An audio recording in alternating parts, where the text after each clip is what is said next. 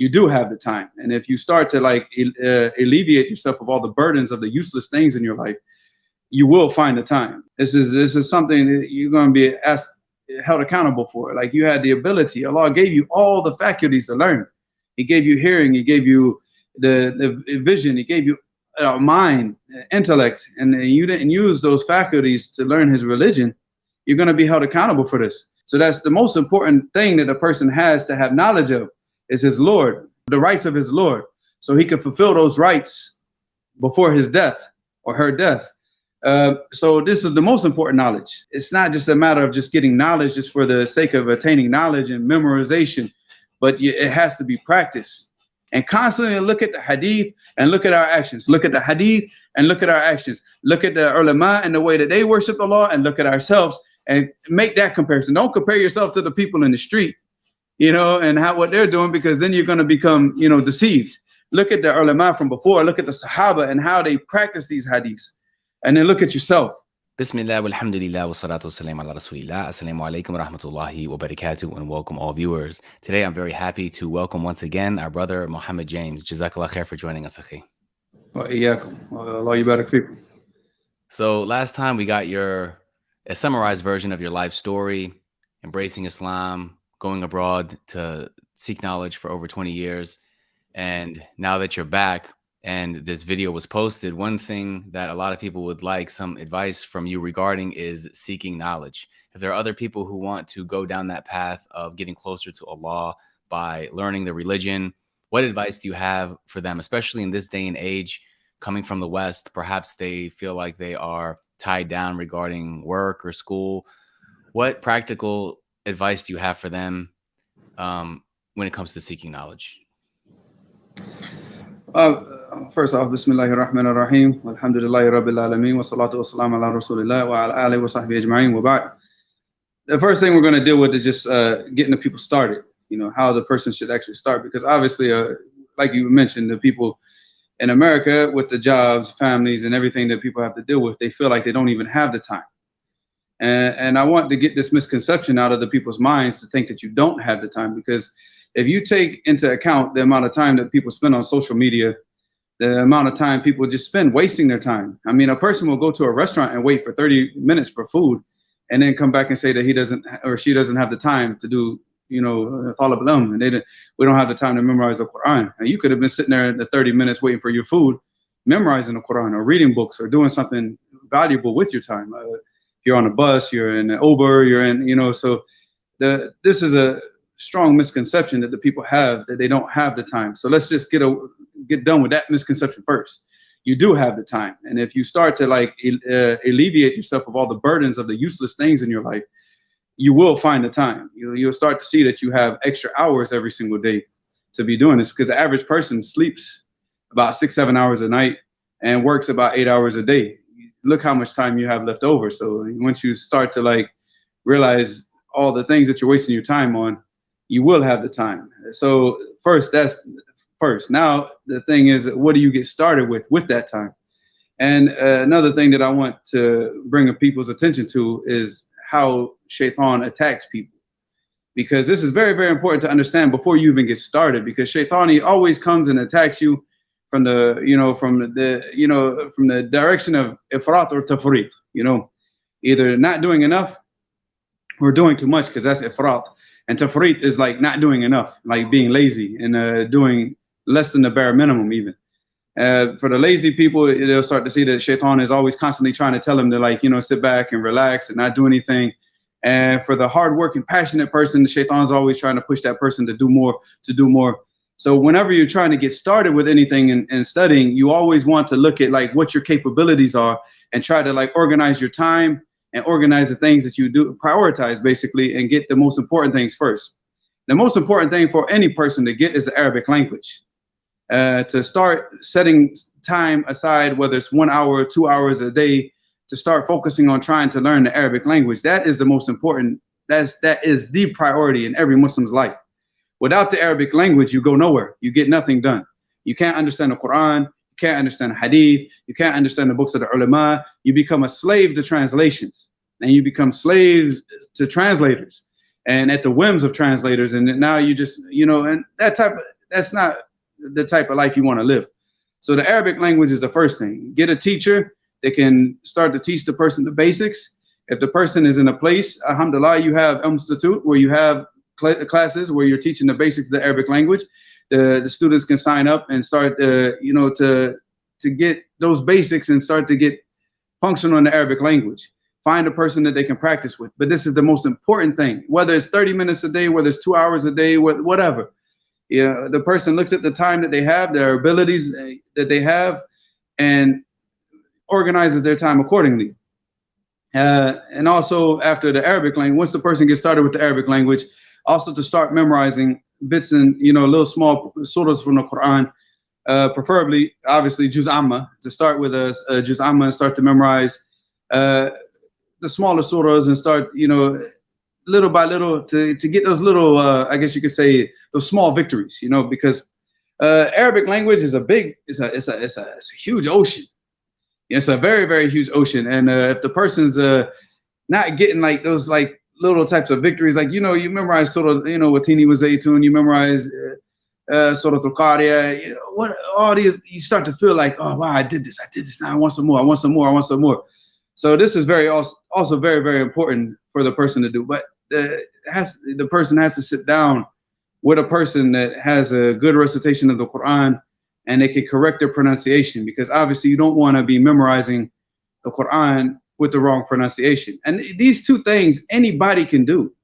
Anybody, if you're working 8 hours a day, 6 hours a day, 10 hours a day, anybody can put aside time to do this. And especially with what you're trying to do online and teaching online, the people, they can take the classes wherever they're at. You could sitting there on the bus with the headphones in and listening to the class and taking notes, and you're in a whole nother world while everybody's on the bus. You might miss your bus stop though, along with time. You don't want to do that, but that's good, because then you'll spend more time on the bus, and then so maybe you get some more reading and learning done. But when I was in Los Angeles, I used to just get on the bus and just ride around, because it's the only place that I could have quiet. So I just sit there. I have a little mushaf in my hand. I just sit at the back of the bus during the daytime when nobody was riding the bus, and just read. It's mashallah, it's beneficial. So the Arabic language, that's something that everybody can get started on, even if it's just starting to read the Quran in Arabic, starting to learn words in Arabic, and then starting to put together sentences in Arabic. Anybody can start on that. Anybody with any type of, unless you're working 2 jobs, 15 hours a day or 20 hours a day or something, and you don't, okay, you have an excuse. But anybody just working a typical 9-to-5 job, they can start on that. And anybody can also start with the memorization of the Quran. So to get started, that's the most important thing. And to get started on something that you have the abilities to continue doing, and that's the most. Don't ever get in your mind like, I'm not doing enough, and then you end up burning yourself out. So always focus on not getting caught up in those traps of shaitan, basically, where shaitan's, you don't want to get to the point, like I said, about the ifrat and the tafrit. You don't want to get to the point where shaitan's pushing you to do more, and then you burn yourself out. And you don't want to get to the point where you're like getting too attached to comfort, where you're like taking days off and like, oh no, I'll get started tomorrow, because this is your akhirah. This is something that you're going to be held accountable for. Like, you had the ability. Allah gave you all the faculties to learn. He gave you hearing. He gave you the vision. He gave you mind, intellect, and you didn't use those faculties to learn His religion. You're going to be held accountable for this. So even if it's a little bit, because, and it came in a hadith of Aisha radiallahu anha, what she said, and it cannot habba al-a'mal ila Rasulullah sallallahu alaihi wasallam ma dawama sahibu alayh wa in qal. He said the most beloved actions to the Prophet sallallahu alaihi wasallam are the actions that the person, he does regularly, does all the time, even if it's a little, even if it's a little, because it's better to do a small action over a long period of time and keep building on it than to do a lot in a small period of time, burn yourself out, and then you're done. So as far as the beginning, I guess that's a good start, inshallah. Jazakallah khair, it's very beneficial. So let's say that somebody, they take this advice, they start prioritizing their time, and they find availabilities where they can focus on Arabic language and memorizing some of the Quran. What would the next step be? Yeah, inshallah, because obviously the life of a student of knowledge is not going to be for everybody. It's not going to be for everybody. So, but everybody has to do something, right? You know, because they're trying to learn their religion. So yeah, some people they'll start to memorize the Quran, they start to learn the Arabic language, and it's not going to be for them. You know, they might get a little bit something, but the next step, regardless of who the person is, I mean, the first step of the next stage, I guess everybody should undertake, because the most important thing is that the person needs to start understand, like studying Tawheed, studying their Aqidah, and studying what the beliefs of a Muslim are. And this is a, you know, it's a sad state of affairs right now that a lot of the Muslims, they're coming into the religion and they're studying about all of these different sects, like you know, what is the beliefs of the Jahmiyyah, the Mu'tazila, but they don't even understand their own beliefs. They don't even understand their own aqidah.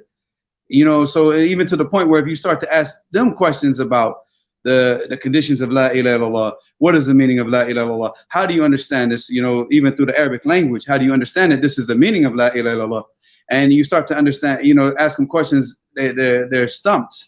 But they could tell you all about the Jahmiyyah, the Mu'tazila, and all these, you know, all these other different groups, but their own aqidah. So this is the most important thing. I would never ever advise the people to start going around and trying to learn everything, everybody else's beliefs first. Understand your own beliefs and how you should believe as a Muslim. Because if you know the correct beliefs as a Muslim, anybody that comes with something contrary to what you know, you're going to be on guard. You know, the red flags are going to go up, and you're going to be, hey, wait, I've never heard that before. You know, so if this guy is coming up and saying that, oh, Allah is everywhere, wait, that's not what I was taught in the books, because that you know your beliefs as a Muslim.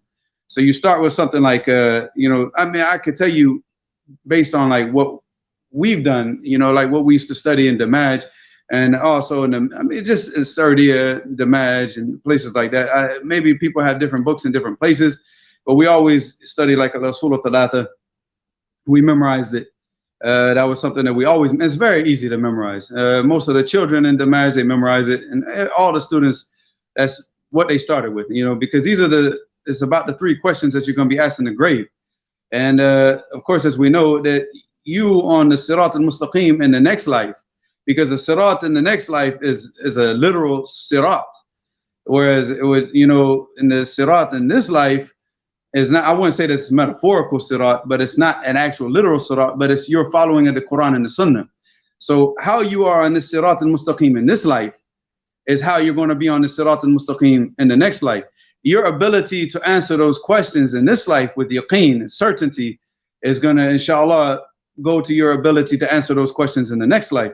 So that's the most important thing that a person has to have knowledge of, is his Lord, and what his Lord, the rights of his Lord, so he can fulfill those rights before his death or her death.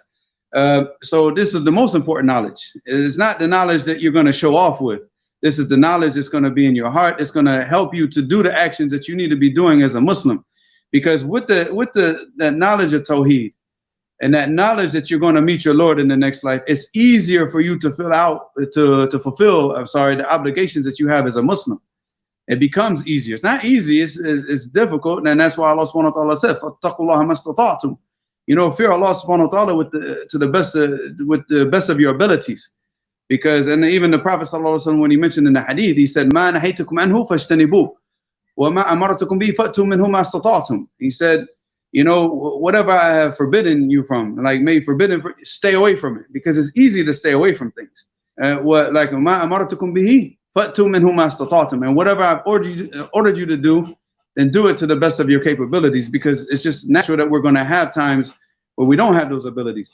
But that Tawheed, that knowledge of Allah subhanahu wa ta'ala, that knowledge that you're going to be put in the grave, the knowledge of the Day of Judgment is going to push you to do the actions even when you don't want to do them. You know, and that's what discipline is. It's like the real self-discipline is to make yourself do the things that you don't want to do when you know that you have to do them.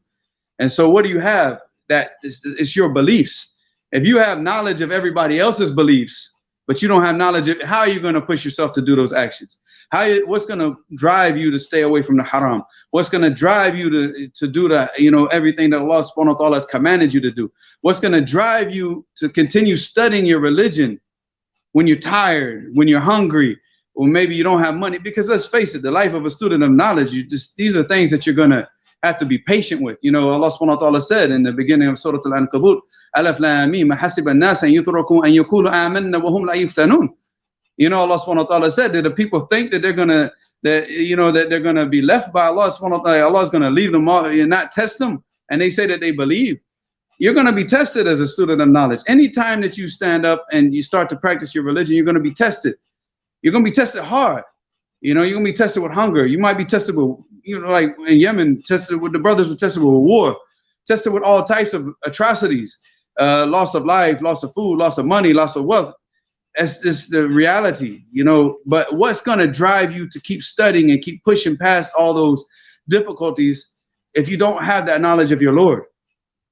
So this is obviously the priority, the biggest priority in our lives. Before we get onto those sciences, like fiqh and everything, fiqh and usul al-fiqh and mustalah hadith, and these are fun. Now, and I'm not saying that Tawheed is not fun. Tawheed is, alhamdulillah, it's fun. You're reading Fath al-Majid, you're reading the Sharh al-Aqidah al-Tahawiyya. Allah musta'an. You can spend hours doing this and not even feel tired and not even, feel like you just like you left the universe into a whole nother universe. So it's definitely, it's interesting to learn this stuff. But it's not, like people find the fun in like the other stuff, but this is the most important thing. This is the thing that that's going to push you and drive you past all those difficulties. So that's what the people have to begin with. Begin with Tawheed, begin with Usul al-Thalatha, Qawaid al-Arba'a, Kashf al-Shubahat, Kitab al-Tawheed, Fath al-Majid, and these, and in that order, as you, because each one is going to build on the one that went before it. And by the time that you get to Fath al-Majid, and you got like, okay, alhamdulillah, now you really, really, really have to understand, but make sure that as you're going along that you're putting that stuff into practice, because it's not just a matter of just getting knowledge just for the sake of attaining knowledge and memorization, but it has to be practiced. So if you go and like you read it in a chapter in Kitab al-Tawheed about tawakkul, which is putting your trust in Allah subhanahu wa ta'ala, you have to start like really looking at yourself. In all of these different chapters, you really have to start taking account of yourself, looking yourself in the mirror and say, okay, am I truly putting my trust in Allah, or am I putting my trust in people throughout my life? Al-Qadr, when you're learning about the how Allah subhanahu wa ta'ala has written everything before he even created everything, that everything that's going to happen to you has already been written. Do you truly believe in that? Or do you get angry every time something happens to you? And so you have to start taking account of yourself. And this is how you practice that knowledge. You practice that knowledge by looking at yourself. And this is why I told you to put this first, because when you start to read about, when you get into like the books of Aqidah, which we're going to go to, inshallah, Al-Wasatiyya, Tahawiyya, Al-U'mal al-I'tiqad, and these types of books, you're looking at other groups and what they believe and what they do, and you're not going to be taking accountability of yourself. So that's why the most important thing is to focus on Tawheed. What are you doing? And then, because obviously Kitab al-Tawheed is about the rights of Allah subhanahu wa ta'ala on his servant. It's built on the hadith of Mu'adh ibn Jabal, where the prophet, where he was like, Kuntu radif an-Nabi sallallahu alayhi wa sallam himaran yawman faqala Rasulullah sallallahu alayhi wa sallam, Ya Mu'adh, atadri ma haqqu Allahi ala al-ibadi wa ma haqqu al-ibadi ala Allah, kuntu Allahu Rasuluhu a'lam. فقال حق الله على العباد أن يعبدوه ولا يشركوا به شيئا وحق العباد على الله أن لا يعذب من لا يشرك به شيئا فقلت يا رسول الله أفلا أبشر الناس فقال لا تبشرهم فيتقلوا. This hadith is muttafaqun alayh, in which Mu'adh said that he was he was riding behind the Prophet sallallahu alaihi wasallam on a donkey. And I'm not going to go in and explain the hadith. I'm just going to translate it, but just so, because obviously the explanation would take a whole video of this hadith. But the Prophet ﷺ said to him, he said, Ya Mu'adh, O Mu'adh, do you know the rights that Allah subhanahu wa ta'ala has on his servants and the rights that the servant have with Allah? And he said, Allah and his messenger know best. He said, the rights that Allah subhanahu wa ta'ala has on his servants is that he worships him alone and doesn't associate any partners with him. And the rights that Allah, the servant has with Allah. Now, these rights that the servant has with Allah are rights that Allah subhanahu wa ta'ala put on himself. We don't have any rights with Allah. We're slaves. We're servants of Allah. So we don't have any rights. And a servant doesn't have any rights with his creator. But Allah subhanahu wa ta'ala put these rights and put them on himself. These are what he said he will fulfill if the servant does that. And that is that the servant worships Allah subhanahu wa ta'ala alone and doesn't associate any partners with him. And, you know, and that if he does that, that Allah subhanahu wa ta'ala will not punish the servant if he dies in that state where he is not worshiping, or he's not associating any partners with. And then Mu'adh said, you know, should I not inform the people? He said, don't inform the people, because then they were like, yattakilu. They were just like, they will rely on this hadith and rely on this alone of not associating partner, and they'll leave off the action. So it's that fear that drives us, that fear that we know that we're going to meet Allah subhanahu wa ta'ala on the day of judgment. That drives us to want to do more, to worship Allah subhanahu wa ta'ala and to prepare for that meeting. And that's why we focus on that in the beginning. We focus on the tawheed. We focus on, and we start to hold ourselves accountable before, you know, as it goes back to the hadith, as the statement of Umar ibn al-Khattab radiyallahu anhu, in which he said, hasibu anfusukum qabla an tuhasabu. Said, take account of yourselves before Allah takes account, you know, of you, before that account is taken of you on the day of judgment. And of course, that account starts as soon as at your death, when those angels come to you. So we have to prepare for that. And the only way that we can prepare for that is know, you know, this is Allah. This is the one that we worship, and why, and what are his rights, so we can start fulfilling those rights right away. Jazakallah khair is very beneficial. So once they've focused on tawheed and holding themselves accountable and the other things that you mentioned, what would the next practical step be? The most practical step, all right, let's take the hadith of Jibril alayhi salam, for example, when he asked the Prophet sallallahu alaihi wasallam about al-Islam, and he said, you know, shahadatu an la ilaha illallah wa anna muhammadar rasulullah wa iqam as-salat wa ita' az-zakat wa sawm ramadan wa hajj al-bayt Allah in istata'ta ilayhi sabila. So these are the arkan al-Islam.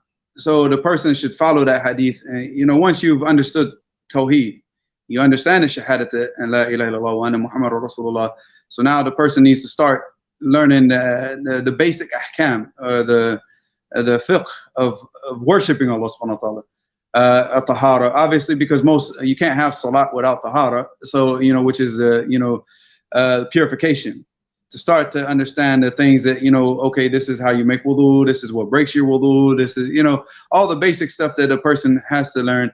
The things that are attached to salat, the prayer, you know, the wajibat, the shurut, and the sunan, all the things that the person needs to know for the basics to pray correctly, you know, because the Prophet sallallahu alaihi wasallam said, you know, sallu kama ra'aytumuni usalli, you know, pray in the manner that you see me pray. Sheikh Albani rahimahullah, he wrote a book, it's called Sifat as-Salat an-Nabi, and this is one of the books that, you know, we used to study in Damaj, and it's still a popular book even amongst the students of Damaj to study. That, I mean, obviously not in Damaj anymore, but the students of Yemen in general, something that we all studied in the beginning. To just the manner of the prayer, the manner of the prayer of the Prophet, I think, is the way that they translate it in English. It's a very, very good book, very, very beneficial book, where Sheikh Albani, he detailed everything that the person needs to know as far as that's concerned. The ahkam as-siyam, if you're going to, obviously you'll be fasting in Ramadan, to study this. If you're going to go on Hajj, you want to understand the ahkam al-Hajj. If you're a person who has money in the bank and you need to know about zakat, then obviously you need to study this. These are the most important things. But the salat, obviously, because this is the first thing that the person is going to be asked about on the day of judgment. So you don't want to, like, you want to take that seriously, to understand truly, like, okay, this is the way that the Prophet ﷺ prayed, and to understand it, just to have the evidence of like why we do the things we do. If you're raising your hands, you have the hadith of why you're raising your hands. If you're doing, you know, in tashahhud and you're pointing, you have the hadith of why you're pointing in tashahhud. You have all these types of things. Like when you're coming up out of going into the second rak'ah, and you have that julus, what they call a julus al-istiraha, where you sit down first before you come back up. You know, why are you doing that? What's the hadith for that? And to make sure that every single thing that you're doing, that you have the evidence for it, that you're not just doing something because you're following or blind following the imam or somebody. And I'm gonna sidetrack here for a second. because this is a common thing that I noticed that a lot of people, they're afraid to do. Don't be afraid to ask a person for the hadith, like, you know, because the people, they think, oh, you know, maybe he gets angry. Let him get angry. Let the person get angry. If you ask the person for a hadith and he's telling you that this is what the Prophet did, you want to see it for yourself, because you don't want to blind follow that person. And if that person wants to get angry, let them get angry. Go to the next person and ask. I mean, that's happened. I nearly got my head bit off by a person because I asked them for a hadith. I don't care. You bite my head off, but in the end, I want to be following the Prophet sallallahu alaihi wasallam. I won't follow you. Who are you? Who am I? Who are any of us? You know. So whenever you're dealing with these types of issues, take the, you know, whatever the person wants to do. If you want to get angry and want to get emotional, let them get emotional. But always get in the habit, but ask in a polite way. Just say, excuse me, akhi, you mentioned that the Prophet ﷺ did this in Salat. Would you mind showing me where that hadith is? Do it in a nice way. Don't try to be, you know, forceful about it. And if the person says, I don't know, try to give the person good advice in a nice, soft manner, the way that you would want to receive advice. Just like if you told a person, this is what the Prophet did, how would you want that person to talk to you and ask you for the hadith? Talk to that person in the same manner. You know, so, but always be in that habit of like asking for the hadith and trying to get the hadith and doing things based on what you see from the hadith. So when you're studying fiqh, don't take like, this is what Imam Malik said. This, show me the hadith first, and then tell me what Imam Malik said and what Imam Ahmed said. First, I want the hadith. And then if I need to know what Imam Malik said and what Imam Ahmed said, then give me that. But first, I want to know what the Prophet ﷺ said. This is the way that he said, do this in the salat, do this, do this, do this. Okay, now I understand. Now I see the hadith. And this is what you want to focus on in the beginning. So get those things that are obligatory upon you first. Of course, this goes back to the hadith of Abi Hurairah radiallahu anhu. And this is the most beautiful hadith. I'm pretty sure a lot of anybody that's read Al-Arba'in and Nawawiyah, they're familiar with this hadith of Abi Hurairah, in which the Prophet ﷺ was narrating from Allah subhanahu wa ta'ala, which is a hadith al-Qudsi, in which Allah subhanahu he said, قال Allah subhanahu wa ta'ala, من عاد لي وليا فقد آذنته بالحرب وما تقرب إلي عبدي بشيء أحب إلي مما افترضت عليه. So I'm going to stop at this point in the hadith and I'm going to translate it, because this is the most important part, because it deals with what we're talking about now. Where Allah subhanahu wa ta'ala said, whoever has brought harm to my servant, I've declared war upon that person. And of course he said, man adali waliyan. And we're going to get to this, because this is what they call the hadith of the wali. And these are the people that are the closest to Allah subhanahu wa ta'ala. These are the people that are carrying out their obligations and staying away from all the haram and doing everything that they can to get closer to Allah subhanahu wa ta'ala. So whoever brings harm to that person, Allah subhanahu wa ta'ala said, I declare war on this individual. And he said, Ma taqarraba ilayya abdi. He said, my servant has never come closer to me with something more beloved to me than what I have made obligatory upon him. And so that means this is what we should focus on, because these are the actions that are most beloved to Allah subhanahu wa ta'ala. They're so beloved to Allah subhanahu wa ta'ala that he made them an obligation upon us. You know, so this is what we should focus on first. And how do we do these actions correctly? And constantly look at the hadith and look at our actions. Look at the hadith and look at our actions. Look at the ulama and the way that they worship Allah, and look at ourselves and make that comparison. Don't compare yourself to the people in the street, you know, and what they're doing, because then you're going to become, you know, deceived. Look at the ulama from before. Look at the Sahaba and how they practice these hadiths. And then look at yourself and what you're doing and how are you practicing it, and constantly, you know, go back and forth with yourself. And again, it's about holding yourself accountable. Stop looking at the people. Look at yourself. Like at this time, in the early stages of talib al-ilm, of learning the religion, you got to be constantly looking back at yourself. Don't look at what other people are doing. Don't focus and don't waste your time. And if somebody comes up to you and say, hey, did you hear what Fulan did? I ain't got time for that. I'm too busy with myself right now. I don't have time for Fulan and Fulan and Fulan and what they're doing. Right now, I'm focused on myself. I'm focused on what Muhammad James is doing, what Muhammad James is not doing. You know, so what Muhammad James needs to be doing. I don't care about Fulan. So, and that's the first part of the hadith. You know, وَمَا تَقَرَّبَ إِلَيَّ عَبْدِي بِشَيْءٍ أَحَبَّ إِلَيَّ مِمَّا افْتَرَضْتُ عَلَيْهِ وَمَا يَزَالُ عَبْدِي يَتَقَرَّبُ إِلَيَّ بِالنَّوَافِلِ حَتَّى أَحِبَّهُ.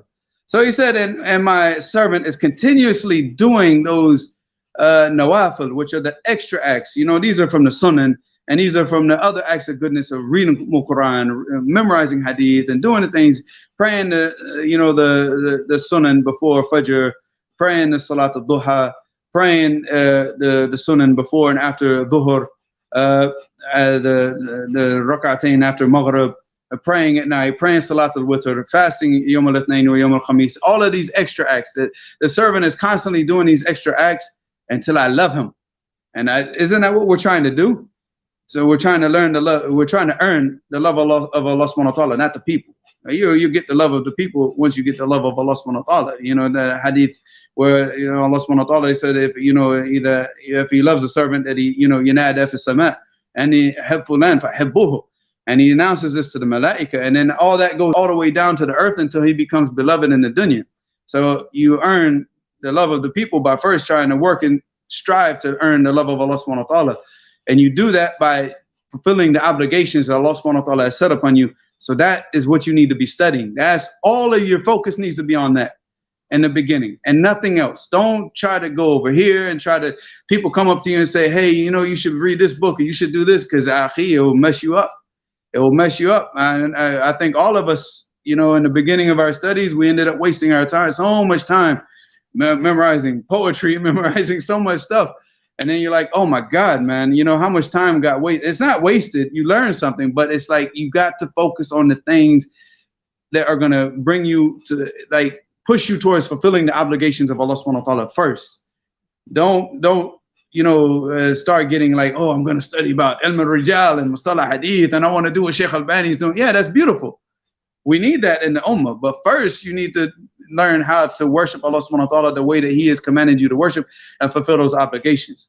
And then we'll get on to the next stage, inshallah. Jazakallah khair. Okay, so let's say that somebody, they've step by step gone through this process. What do you recommend next, inshallah? Now, okay, you got the correct tawheed. You got the, you have the understanding of the basics that you need to worship Allah subhanahu wa ta'ala. Try to finish the Quran. Try to sit down and finish the Quran. And I advise the people not just to memorize the Quran, for hasb, like just that's all you're gonna do.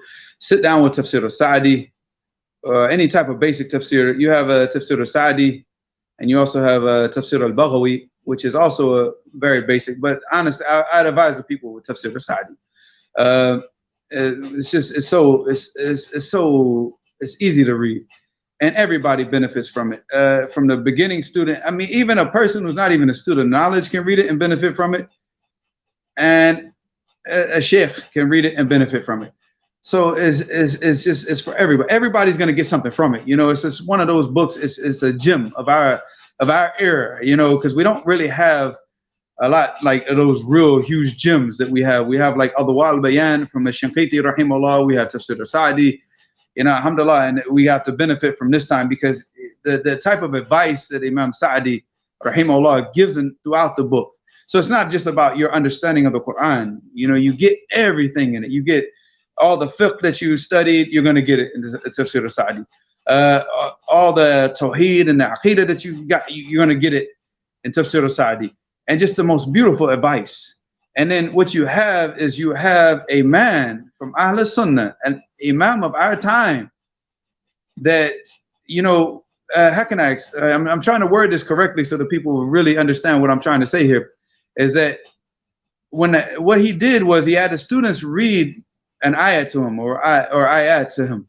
And he would tell them, like, this is what he just said, what's on his mind in regards to that ayat. He'd give the information that was in his mind in regards to that ayat. So you have a book, an actual book of what goes on in an alim, what goes on in his mind when he hears those ayat. Akhi, that's beautiful.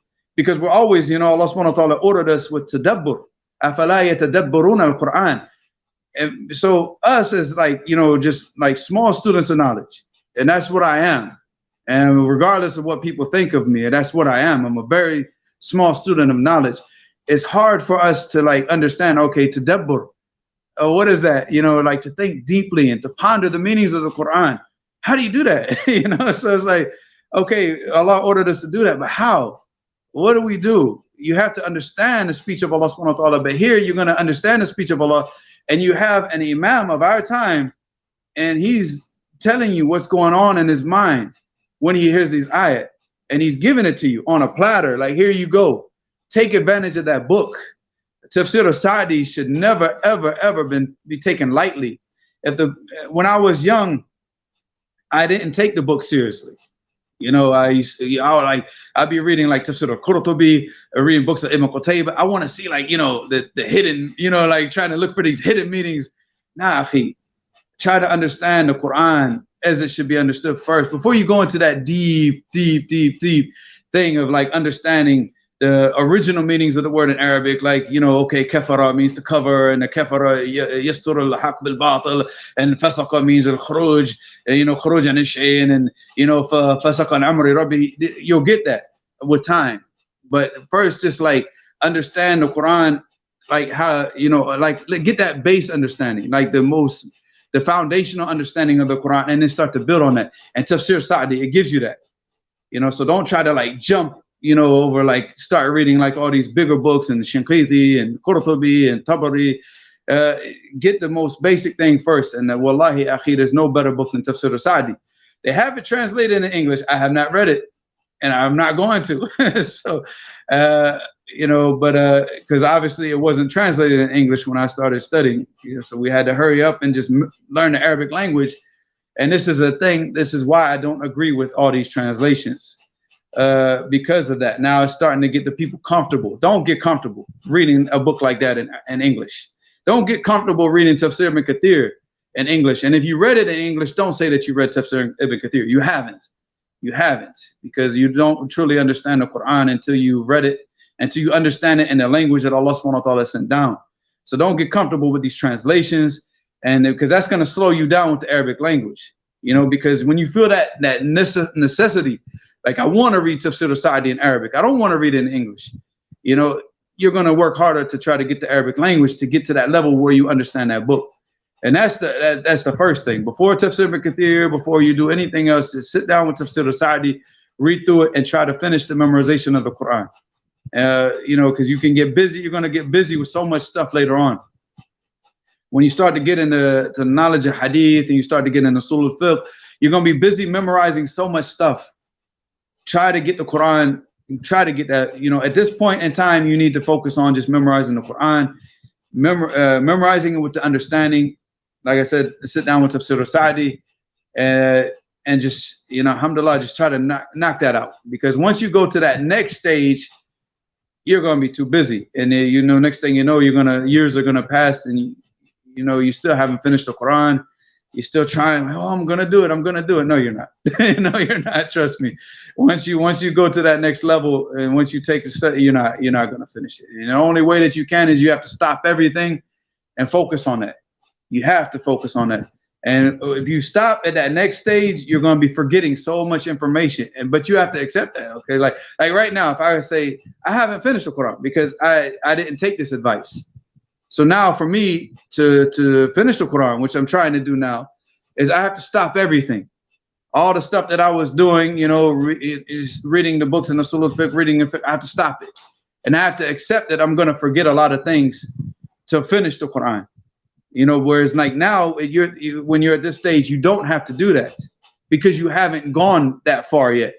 So do it now, get it knocked out now, and just, you know, you won't feel regret for later. I'm gonna tell you, if you don't memorize the Quran at this stage, you will regret, and I do regret. But I was taking the advice of the Sheikh, because us at the time in Damaj, this was at the death of Sheikh Mubil rahimahullah. The Sheikh advised us not to memorize the Quran at that time and to focus on the studies, because they said the people, they need you to go back and teach the people.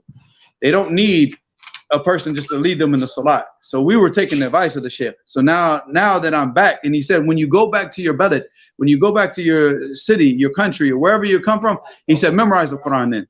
Focus on trying to finish the memorization of the Quran at that time when you're amongst the people. So now I'm taking his advice now. But if you don't have that type of situation where you could be kicked out, because at that time in Damaj, I didn't explain the difficulties. When Sheikh Mubil died, we were worried. All of us, all the students were worried. Oh, the government's going to shut the markets down. Oh, the Rafid are going to come and do this. We were worried. So, and it wasn't until the president actually called Sheikh Yahya and told him, like, ituma'innu, you guys, remain calm. And then Ali Abdullah Saleh actually said, antum ala khair. You said, you guys, you're doing good. You're on good. Relax. Keep doing what you're doing. And that's when we kind of like sat back, but still the Sheikh told us, is like, get the durus, get everything that you need to get, because in America, you're not going to be able to get that. But if you're in America or you're just starting out in Taliban, try to finish the Quran. And even though I was taking the Sheikh's advice, I still like, oh man, subhanAllah, I still wish I had finished. But I'll do what I got. Still, we all got to do what we got to do. So that's the focus: tafsir al-Quran, tafsir al-Sa'di, and finish memorizing the Quran, inshallah.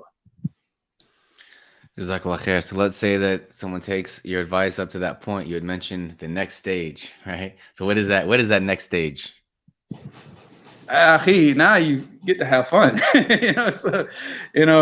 Now you want to just start studying all of the sciences, but you don't want to go at this stage. You don't want to go deep, and this is right now because you're not trying to do like a takhassus, like where I'm going to focus on ilm al-hadith or I'm going to focus on tafsir. You want to dibble dabble, if that's the proper word.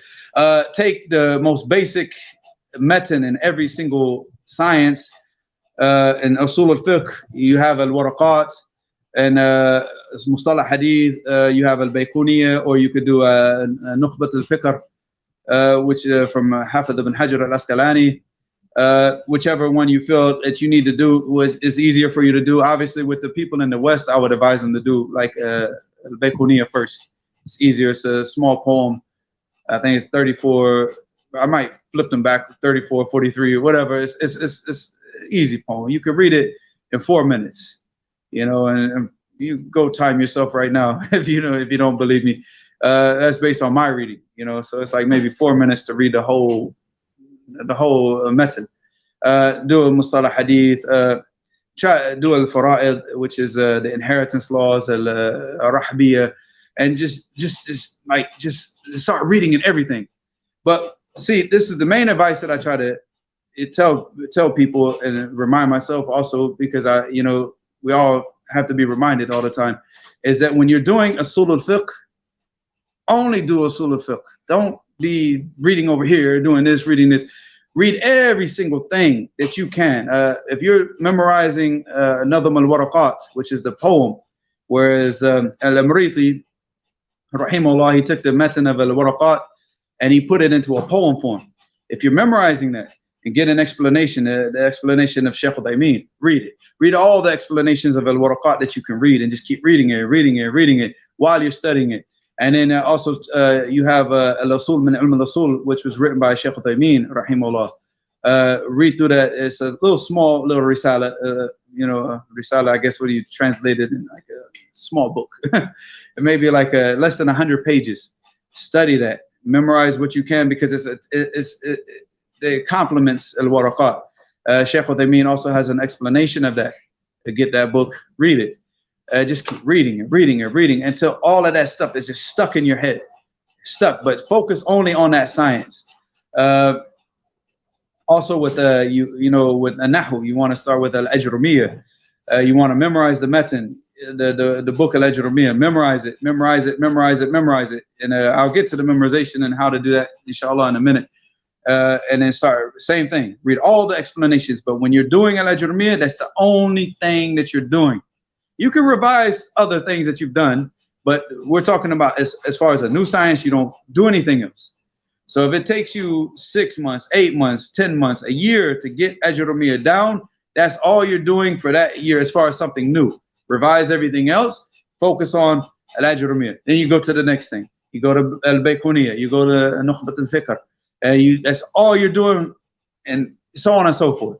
When you're memorizing, the thing that I used to do with these matun, because they don't take long to read.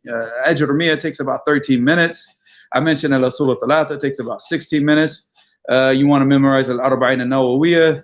It takes about like 18 to 20 minutes, depending on, because you got a lot of the takhrij of the hadith, some ta'liqat, some little small notes from Imam al-Nawawi. You want to memorize all of that.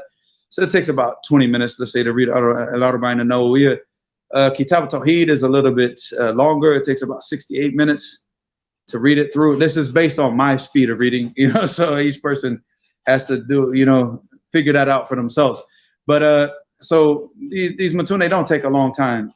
But let's deal with the smaller matun before we deal with something like, the bigger things. The smaller matun, you can read it in one sitting. You can sit down and read, like I said, Surah Tarat, 16 minutes. It's done. So what I would do is I would read it every day once. Every day. While I was memorizing it, I would read it once every day. I would read it, and then I would take whatever I'm memorizing and start memorizing. Whatever I'm memorizing, I would read it 500 times, at least 500 times in those days. Now I don't have to do that as much, but obviously in the beginning, I wanted it like stamped in my mind. I want to, I would, if 500 times wasn't, sometimes I would read things that 500 times was not enough. It wouldn't stick. So I would go to 750, 1,000, whatever. Keep reading it and reading it and reading it until it's stuck in your head. And how I would test myself, whether it was the Quran, whether it was what I was memorizing as far as the matun, is that I would wake up. As soon as I wake up, like before Fajr, to pray, to get ready for Fajr, I would wake up and I would say the adhkar once you wake up, and then bam, I would read whatever it is. Out of whatever I was memorizing, I would read it from my memory. If I made one mistake, I would do it again that day. I would sit there the whole day and just keep reading that thing over and over, and then I test myself again the next day. So sometimes it would take 2 days, 3 days, sometimes 5 days. If I had to read up to like 1,000 times, it might take 5, but whatever. I would not go to the next page until I had that page down packed. Because I looked at memorization, like, I don't want to come back and do this again. It was a story that I read in Adwa al-Bayan. It's the Muqaddimah, and the introduction of Adwa al-Bayan. For the people who are not familiar with this book, this is the tafsir of the Quran with the Quran by Imam al-Shanqiti, rahimahullah. So in the beginning, they gave an introduction before actually going into the book of the studying in Mauritania, and how the people used to study in the old days of Shanqiti in Mauritania. So they had this one. There's a story where this one guy, he would take only 3 lines of poetry every day, and he would read them all day, just those 3 lines. But he had a strong memory. And then, so they said to him, yeah, Fulan, why are you only memorizing 3 lines a day and you have this strong memory? You could memorize 10, 15. He said, because I'm in a hurry to get back to my family. So I read that, and I sat back and thought about it. I was like, if you were in a hurry to get back to your family, wouldn't it make more sense to memorize more? But he's thinking, I'm in a hurry to get back to my family, that I don't want to have to go back and rememorize this again. I'm wasting time. So let me get it down the first time so I can get it over with. I have this book memorized completely, and I can read it from my memory without making a mistake. Now I can go back to my family. Once I've gotten all these sciences done, I don't have to keep going back. You were trying to take 10 lines, 15 lines, 20 lines a day of poetry. You're going to have to keep going back and reviewing it and doing, and you're going to spend longer doing it. I'm going to spend maybe, like if he was memorizing Alfiyat ibn Malik, he's taking three lines a day. He's going to spend like close to a year, but he's going to have it down. You might memorize it in 2 months, 3 months, but you're going to spend the next 3 years trying to get it down, because you're going to keep wasting time, because you have to keep rememorizing this chapter and rememorizing this chapter. You're wasting time. Just get it down. Sit down. And I used to have like before I didn't have this. Now this is what I use now. It's like those little counters, it's a little metal counter. You just click, click, click, click, and it counts. So I'll just sit there and read and click. Every time I read, click, click, click, click, click, until I feel tired, and then I look and see how much I've read it. Back in the days, and when I was in Damaj, we didn't have that. So what I did is I would take the the thing for tasbih. I would break them, and I put 2 nails on a board and set up like a counter, like looked like an abacus, So, and I have 50 on them. I have 50 beads on that thing. So I would just read and just keep moving the beads over, reading. So once I finish 50, I take a break. I go get some breakfast, maybe drink some tea, coffee, or whatever. And then I come back and do it again. I push the beads back to that side and keep doing that until, like I said, till I finish 500 times. Or I would just write it in a notebook, 1, 1, 2, 5, 1, 1, 1, 2, 3, 4, 5, like that, you know, just counting like that. However, but just, you know, you just got to keep repetition, repetition, repetition, repetition. It's boring. It's very, very, very boring. And it's very tedious, but it's just, like I said, it's just something, this is it's what you signed up for. So once you try to get to that type of level, you're going to have to just, like, memorization is going to be about, like, I would say in that stage, 85% of what you spend time doing, you know, trying to get all the hadith, trying to get the matun, trying to get everything. And it's just the reality. You have to prepare yourself mentally for that. It's not fun. I mean, even when I was in Sana'a, when I left the Maj, I would take al-Ajrumiyya, or I take al-Usul al-Thalatha, or even if I was memorizing, like, let's say at that time I was memorizing the matan of al-Tahawiyya. I would have Tahawiyya in my hands. In one hand, I would have a mouse for the computer. In the other hand, I was playing solitaire while I was reading the matan, you know, or I'll be reviewing Quran. And I had a brother, his name is, I believe is Ibrahim. He had an ijazah in the Quran from one of the top sheikhs in Yemen. He would sit behind me. He's probably gonna watch this video, be like, yeah, I remember that. But he would sit behind me, and I would be reviewing the Quran, like Surah Al-Rum, or, you know, from like the middle, you know, from the middle of the Quran.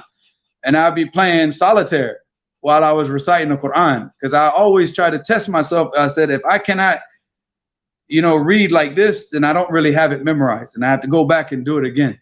So I might read a juz or two juz while I'm playing solitaire, and he would be sitting behind me, and he would wait for me to make a mistake. You know, it's like, Ibrahim, you're not going to catch me on these sorts, you know, because if I'm playing solitaire with it, that means that I'm testing myself to make sure I have it down. You know, if I make a mistake while I'm playing solitaire, he has to correct me. Then I'm going to go back and take that page or wherever I made the mistake and just keep reading it over and over and over again till that doesn't happen again. So you have to, like, and that's just the reality, akhi. You know, people got to understand that, like, when you're doing Taliban, there's, you know, the half-stepping type of understanding, you can't do that, because otherwise you're just going to keep going back and keep going back. It was one story I was just telling a brother earlier about when I was in the Maj. It was a French brother, and he was memorizing Juz Amma, and then I saw him, he was memorizing Surah Al-Mulk and Juz Tabarak. So I asked him, I said, Akhi, can you read all of Juz Amma from your memory in the exact order? He said, no. I said, why are you on Juz Tabarak? He said, because I got to keep moving. I said, Akhi, you're wasting your time. Go back to Juz Amma until you can read it from Surah An-Naba to Surah An-Nas without making a mistake in the order. When you can do that, then go to Juz Tabarak. He said, no, I'm in a hurry. He never finished Juz Tabarak. You know, he got burnt out. He's just trying to rush and rush and rush. Akhi, don't be in a rush. It's better to, like, have that, you know, Juz Amma mutqan, you know, you're like mutqan, like bil-itqan, like you really have it, than to have a whole bunch of, you know, ajzat, like you say, like this guy's, I memorized 5 juz, 10 juz of the Quran, but he can't even recite them from his memory, or he's got to constantly be corrected and corrected. It's better for you to sit down with Juz Amma and just get it down and give that time and dedicate that time and to, like, put that hard work into it. You feel accomplishment when you can sit down, like, and play solitaire and read Juz Amma, you know, and you know, from your memory without making a mistake, and have somebody behind you with the mushaf. Because this was advice to explain this to you and to the listeners, as a sheikh from Mauritania. I think it was one of the, we were sitting down, me and a brother, we were studying Nahu with this guy in Sana'a. He's mashallah, he studied like 15 years in Mauritania. He has an ijazah in like every single thing. But I think his name was Muhammad, honestly, because you know, there was 2 sheikhs. The one was Mishfir, I remember him, but this guy that gave us the advice, I cannot remember his. I think, like I said, it's Muhammad, Sheikh Muhammad. Let's just say Sheikh Muhammad. So he told us, he said when we were in Mauritania, he said what we would do, because, you know, they have the green tea that they do. They make the green tea with the mint. It's nice. And anybody that hasn't tried this before, if you have a friend from Morocco, friend from Mauritania, get them to make this for you. It's very, very good tea. It's a shay akhtar with a na'na', you know, it's lovely. So he said that the person that was making the tea would be reciting whatever they were studying or memorizing from his memory, while the other people would be sitting there with the book, and they would be ready to correct him if he made a mistake. So he's making the tea, and he's doing all this little process of pouring and pouring because they got to get the foam, you know, to where the foam takes up half of the cup. So it's a lot of pouring, and he's reciting. Let's say that they were memorizing Alfiyat ibn Malik. So all that he's memorized up until the point of him making the tea, he will be reciting from memory while he's making the tea, and the other students would have the book open, ready to correct him if he made one mistake. You know, and that's how they did things. So that's why I didn't have the people sitting there with the book open, so I would just play solitaire, you know, or something, or just do something. Whenever I was washing dishes, cooking for the family, I would be reciting something, or have something going, and you know, just to test myself. And that's how you have to be with every science that whatever book you study, do it like that. If you're memorizing al-waraqat, take a little bit at a time and just memorize it slowly. It's like 200 or something lines of poetry. You memorize it 3 lines a day. You recite those 3 lines 300 to 500 times a day. It doesn't take a lot of time, maybe a couple hours, and you know, but you got it down. So by the end of the, 7 months, you finish the metin. You finished it, you finished the memorization, and it's stuck. It's like it's stuck in your mind. And the same sheikh that told us the thing about the tea and everything, right? I was asking him, I said, how often do you revise Alfiyat ibn Malik? Now, any student of knowledge knows Alfiyat ibn Malik and how difficult it is. He said, I don't revise it. I said, what? Because me and another brother, we were like, huh? Like, you have to revise it. It's 1,000 lines of poetry and grammar. You have to. He said, I don't have to revise it because I gave it its rights when I memorized it. He said, I can recite to you Alfiyat ibn Malik right now like I could recite Surah Al-Fatiha because I gave it its rights when I memorized it. And he was not joking. He was not joking. Akhi, we sat in one class with him, and we were studying Al-Ajurumiyya at this time, and he was giving us so much information. The brother had to record it, and anybody that knows, like in Mauritania, it's a shame, it's an aib to write while the sheikh's teaching. You have to like listen, put everything down, and listen to the sheikh and memorize everything. He was giving us too much, we couldn't, so the brother recorded it, and then what we would do is we would go back later on and we would write everything down. Now, the information that he gave us, I had a bunch of books at this time in Sana'a. So I was going through the Sharh of Al-Kafiyat ibn Hajib li-Radiyuddin. I was going through Awdah al-Masalik ibn Hisham. I was going through Ibn Aqil, the Sharh of Alfiyat ibn Malik. I had to go through all of these books just to find one lesson of information that he gave us. And wallahi akhi, it was word for word in every single book. Every single book that I found, the information that he gave us, it was word for word. I was like, akhi, come on. I've never seen this in my life. I've never seen anything like this in my life. Like, this guy gave us all this information word for word. So, I mean, even one piece of information, I think I found it in Al-Ashmuni, which is a Sharh of Alfiyat ibn Malik. Because he was giving us like an advanced class in that Ajurumiyya. He wasn't giving us like the baby class. Obviously, if he's quoting from Al-Ashmuni. And I found word for word, exactly the way he said it. And I was like, wow, exactly as it is in the book. And this was from his memory. So I said, that's how I want to be. I want to be like him. And that takes a lot of work, so Sheikh Muqbil even mentioned that about Shanqiti, rahimahullah, when he was talking about his life, because the people asked him, did you ever study with Imam Shanqiti? And he said that he had gone to some of the muhadarat, like some of his classes, but he didn't study with him like as a full-time student, but he did sit with him. And he said, wallahi ya ikhwan, ayat min ayatullah. It's like this guy is a miracle. He's just a miracle from Allah. He said, kana yaqra min hifdhihi ya ikhwa. لو كنا نقرأ من الكتاب لكنا نتتعتع فيه. He said he would recite from his memory, like the things that if we were reading from a book, we would stutter through the book, and he would memorize it he would say it from his memory, word for word, without making a mistake. And he said if we had the book, we would stutter reading the book. And this guy, he said, it's ajib. And wallahi, I've seen that with the people from Mauritania, but that type of thing, it takes a lot of work, a lot of dedication to what you're doing. And like I said, 85% of your time is going to be memorization. If you really, really, like I said, if like being a student of knowledge is what you want to do, you're going to be memorizing things. Like you have to go through, you have to memorize all these books. You have to memorize at least the main book in each science. And then, then you move on. Jazakallah khair. This is very valuable information. It's also very motivating. But and you've given us a lot to work on, which could last, a lifetime for a lot of us. But just to switch gears a little bit, what if somebody just wanted to focus on hadith, for example? What would you recommend they memorize?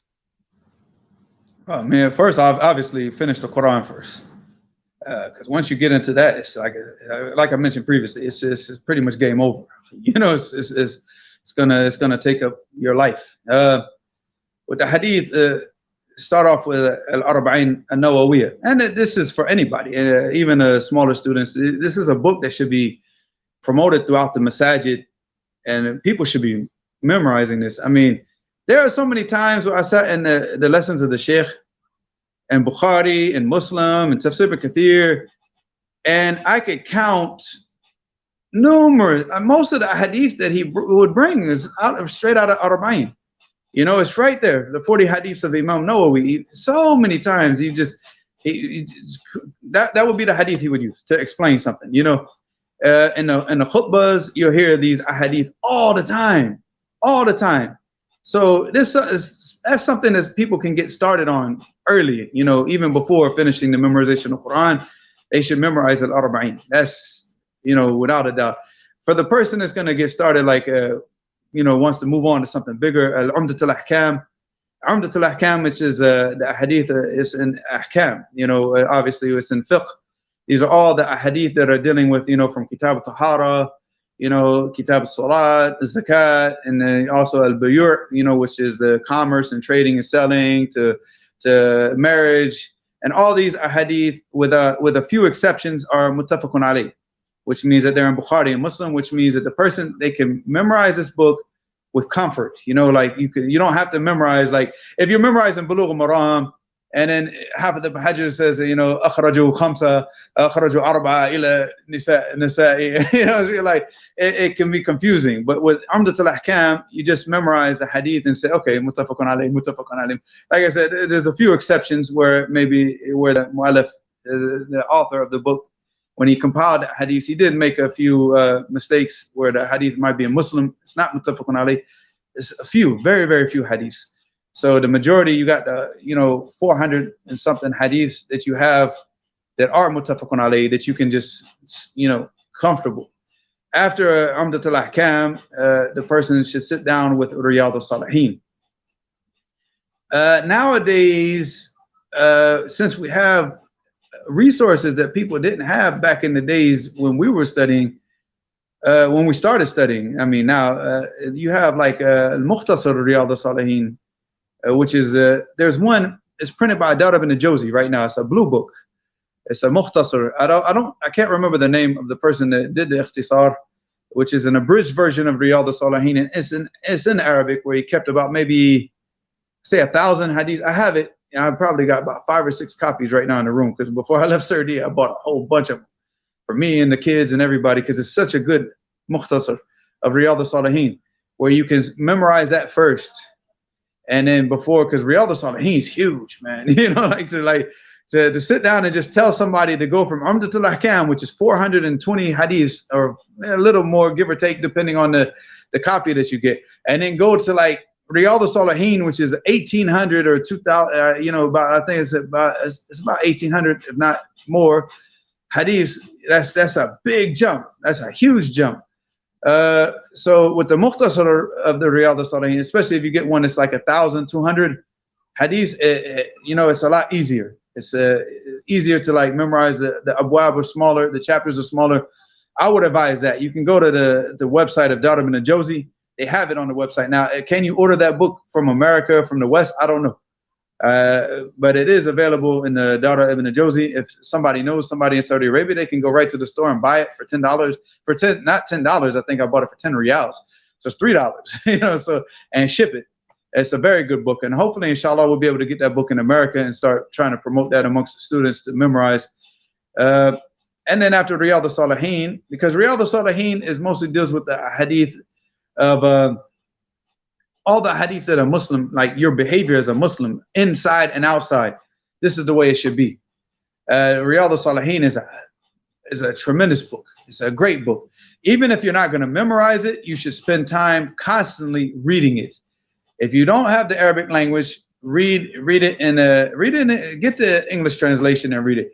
But you should spend a lot of time just reading Riyadh al-Salihin. As a student, you're going to benefit from it. Even as a layman, you'll benefit from it. It's a beautiful book. And after that, of course, then go on to like Bulugh al-Maram. And then right there, the sky is the limit. A lot of the people would say go to Lu'lu' wa Marjan. I never got to that level. So, I'm like, I'm happy just, going back and forth between Bulugh al-Maram and Riyadh al-Salihin. As far as like, but generally what the students would do is they will memorize Lu'lu' wal Marjan, because obviously these are all muttafaqun alayh.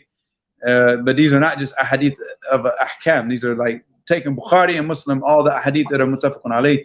And then the person should just go to Bukhari and just start memorizing Bukhari. During the time of memorization, I would advise people to sit down and read Bukhari over and over and over. If you're reading it once every 6 months, just take 5, 10, 15 minutes a day and just read Bukhari. You want to get in the custom of reading the asanid, reading the names of the people in the asanid. This is going to help out a lot. Obviously, this is for the people that have the passion and the drive to continue doing, talib al-ilm, that they want to. You're going to need that. You're going to need that the names of all the people that are in the chains of narrations. You want to become very familiar with them, and the only way you can do that is just constantly read Bukhari over and over and over and over again. And it's better to focus on one book first. Then it's like, okay, what I did in the early stages is I'm still doing this. Like right now, I'm reading Sunan Abi Dawud, but so I'm still doing it. But I mean, I read Bukhari, then I read Muslim first, and then I read Muwatta, then I read Bukhari. But the thing is because each book has different rijal, different narrators in the chain of narration. But because I did actually, in that time, I did spend a lot of time with Bukhari, so I can now sit down with Sunan Abi Dawud, and when I read, Hadathana Musaddad, I'm like, that's the Shaykh al-Bukhari. Musaddad is the Shaykh al-Bukhari. Or I can see like these chains of narrations that are also repeated in Bukhari. So, but I would really advise people don't do that in the beginning. Like, just sit down with one book of hadith like Bukhari or Muslim, according to what the person, whatever your preference is. Obviously, Muslim is easier. The way that Muslim is put together is a lot easier to go through than Bukhari. Bukhari is a masterpiece, but it's hard to find hadiths in Bukhari if you don't know it. If you know Bukhari, you can find it. You know where it's at. But if you don't, you're gonna be going on Google all the time to try to find what's the number of hadith in Bukhari, and then looking it up like that. With Muslim, it's very easy, straightforward. But because Bukhari, he broke the hadith up into parts, and he puts it in like 5 different chapters throughout the book. So you trying to find, like, I remember I had the issue with the tahiyyat, where Allahumma salli ala Muhammad wa ala ali Muhammad kama sallaita ala Ibrahim wa ala ali Ibrahim. This wording of the hadith, I couldn't find it. When I was reading Bukhari, I think I found it. It was like some chapter way at the end of Bukhari. I found that wording of the hadith. But if you go to the early, like the Kitab al-Salat, you're going to find different wordings. Allahumma salli ala Muhammad wa ala ali Muhammad kama sallaita ala Ibrahim innaka hamidum majid. Like that. But that exact wording that we were taught when we were, coming up in Islam, I was looking for, like, where is this wording at? Where is the hadith? It was like way at the end. So it's just that's how Bukhari is organized. With Muslim, he'll bring all of those narrations all together, and he's done with it, and then he moves on to the next thing. So maybe it's easier for the people to read Muslim, but Bukhari, because it's a masterpiece of the knowledge of hadith, you want to become very, very familiar with the people that are mentioned in the chains of narration of Bukhari. And once you're familiar with Bukhari, you know where to find these hadiths. You don't have to go to Google anymore, inshallah. Another book that obviously for the serious students of knowledge to have handy when reading through the books of hadith is 2 books actually. If you're reading through Bukhari, Sheikh Muhammad ibn Adam al-Ethiopi, rahimahullah, He actually made a book. It's called Qurat al-Ain. I forgot the whole name of the book. I have it in the room because I didn't focus on the name. I think it's like Qurat al-Ain, Rijal al-Sahihain, or something to that nature, right? My son's gonna hopefully he can bring the book before I go on to the next topic. My son just ran to the room to get the book, inshallah. So in this book, what Sheikh Muhammad ibn Adam did is he collected the narrators, all the narrators of Bukhari and Muslim into one little book. It's like maybe 200, 250 pages. So this way you can look them up, and he gives like this little small biography of each narrator. And he organized it between like this. He organized it between these are the narrators that are in Bukhari and Muslim. They have the name Uthman. They have the name Abdullah. And he'll put them all in alphabetical order. And then he will put like, okay, these are the narrators only in Bukhari that have the name Uthman or the name Abdullah, like that, like, and then he will put Muslim, and he did this throughout the whole book. So he did this for all of the narrators of Bukhari and Muslim. It's a beautiful book. Obviously, the students, we didn't have a book like that back in those days because it wasn't printed yet. Sheikh Muhammad ibn Adam rahimahullah, he probably had written it, but it wasn't in print. So what we did have is we had Taqrib Tahdib. So this is that's the book. If anybody, can you see that? All right, so that's the book, and this book right here is just like I said. That's the way he formatted it. It's very small, as you see. It's not even a big book, but this is all the narrators of Bukhari and Muslim. So you have these small biographies. And it's interesting because I was actually listening to a lesson from Sheikh Uthaymeen, and Sheikh Uthaymeen was advising the students to do this, to write little, to go through the narrators and write little small biographies of each narrator. And it's like, okay, well, mashallah, Sheikh Muhammad ibn Adam already did that work for you. So it's right there in the book, and you can, even though that's what he did it for, so he can memorize it. And it just got published into a book. So alhamdulillah. If you're going to be reading outside of the Sahihain, like Sunan Abi Dawud, Tirmidhi, you need a Taqrib Tahdib, which is a much bigger book. But this book right here is sufficient enough for you, Bukhari and Muslim, which is what you need in the beginning. And if you have the book, it's called An-Nihaya, which is all the difficult words. It's basically a dictionary for the words that come in all the ahadith, So there are certain words, like if you read through the hadiths, just like you have these books for the Quran, which is called Gharib al-Quran. You also have the Gharib al-Hadith, which is like the difficult words in the hadith. Ibn Athir, basically, he put this book together to explain all those difficult words so you understand them in the hadith, which gives us a small explanation, and it shows you the hadith that it comes in. And then it explains what it means in this hadith and what it means in that hadith. It's a huge book. It's probably like about 1,200 more pages, 1,400 pages.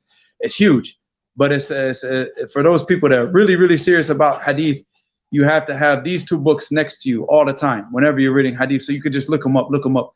When I remember when the Sheikh was teaching, when he came down to Sana'a and he was teaching Bukhari in Sana'a, I was sitting in the dars and I had this book by Sheikh Muhammad ibn Adam, and some of the students, they didn't know that this book had been published yet. So I kept looking up as he was going through the sanad, the chain of narration. I was going through it with him. And I was looking up all the names, and I was, writing it down, the names I didn't know. And one of the students, he looked at me. He said, "What's that book?" He grabbed it out of my hands because it's Yemen. Yemen, mashallah, they're very, very. I love the Yemeni people. Wallahi, all the Yemeni brothers out here watching this, I love you. Wallahi, I love y'all for the sake of Allah, man. You guys, you are very unique. So he just snatched it out of my hand. He said, "Let me see this. Wow, this is a good book." I was like, "Yeah, exactly. Can you give it back, please?" It's like he just took the book. I'm trying to go on. The Sheikh's teaching. He's teaching. And he just snatches it out of my hands. I'm like, "Man, give it back, akhi." It's like, "It's mine." But he looked at it and he, because alhamdulillah, them brothers, they got like that photographic memory. He looked at it and he just gave it back because he wanted to see the name. And I guarantee you, because I know the students in Yemen, he left the class of the Sheikh and he went straight to the bookstore. I know he did.